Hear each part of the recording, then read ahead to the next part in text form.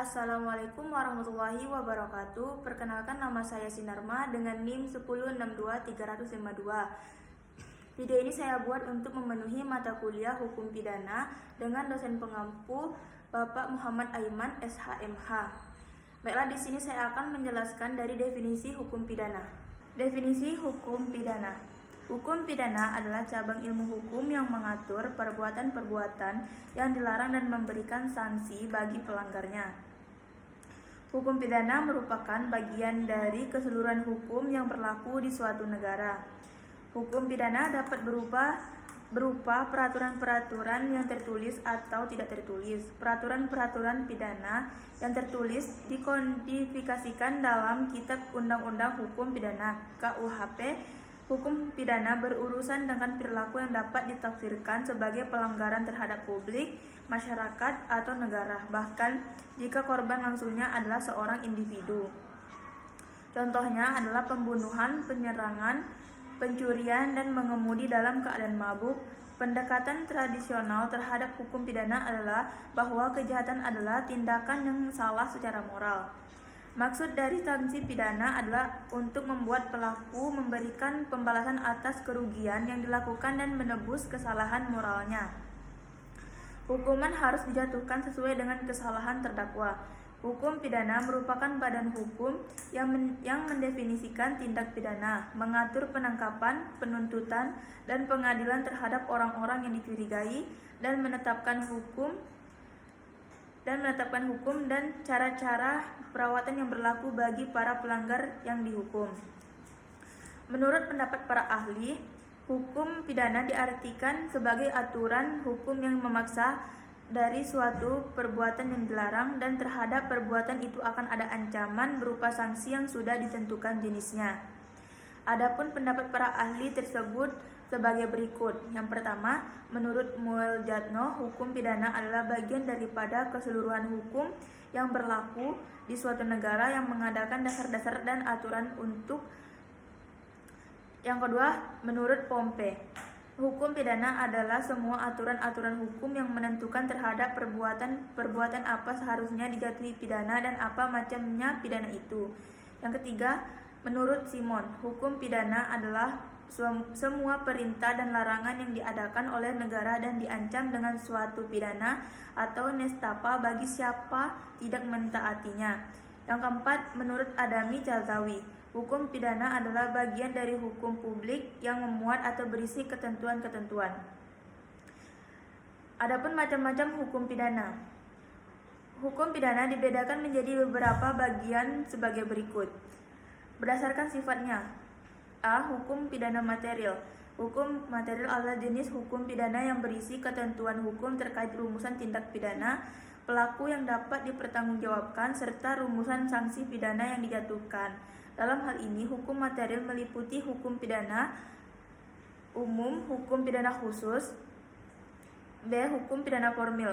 Hukum pidana formil adalah ketentuan hukum yang mengatur terkait bagaimana cara menyelesaikan suatu perkara pidana. Hukum pidana formil dirumuskan dalam Kitab Undang-Undang Hukum Acara Pidana berdasarkan jenis pelanggarannya. A. Kejahatan. Yang B. Pelanggaran. Berdasarkan pihak yang dirugikan. A. Hukum pidana umum. Yang B. Hukum pidana khusus. Berdasarkan subjek yang dikenakan sanksi. A. Hukum pidana untuk orang dewasa. Yang B. Hukum pidana anak, mengatur tentang penanganan kasus pidana yang melibatkan anak-anak sebagai pelaku tindak pidana. Berdasarkan penerapannya. A. Hukum pidana nasional berlaku di dalam wilayah hukum suatu negara. Yang B. Hukum pidana internasional. Hukum pidana internasional adalah hukum yang mengatur tindak pidana yang bersifat lintas negara atau tindak pidana yang diakui sebagai kejahatan terhadap kemanusiaan di seluruh dunia. C. Tujuan, fungsi, dan maksud dari hukum pidana. Yang pertama, tujuan hukum pidana. Tujuan hukum pidana berkaitan erat dengan fungsi pemeliharaan ketertiban sosial, pencegahan kejahatan, dan perlindungan kepentingan masyarakat. Yang kedua, fungsi hukum pidana sangat erat kaitannya dengan penerapan dalam masyarakat. Fungsi utamanya adalah menjaga ketertiban dan keadilan melalui pemberian sanksi terhadap pelanggar hukum. Yang ketiga, Maksud utama dari hukum pidana adalah untuk mengendalikan perilaku masyarakat agar tidak melanggar norma-norma hukum yang berlaku serta untuk menegakkan keadilan bagi korban maupun pelaku. Yang D. Unsur-unsur tindak pidana. Unsur-unsur tindak pidana. Apa itu unsur pidana? Menurut S.R. Sianturi secara ringkas, unsur-unsur tindak pidana adalah adanya subjek, adanya unsur kesalahan, perbuatan bersifat melawan hukum, suatu tindakan yang dilarang atau diharuskan oleh undang-undang atau perundang-undangan dan terhadap yang melanggarnya diancam pidana dalam suatu waktu, tempat, dan keadaan tertentu.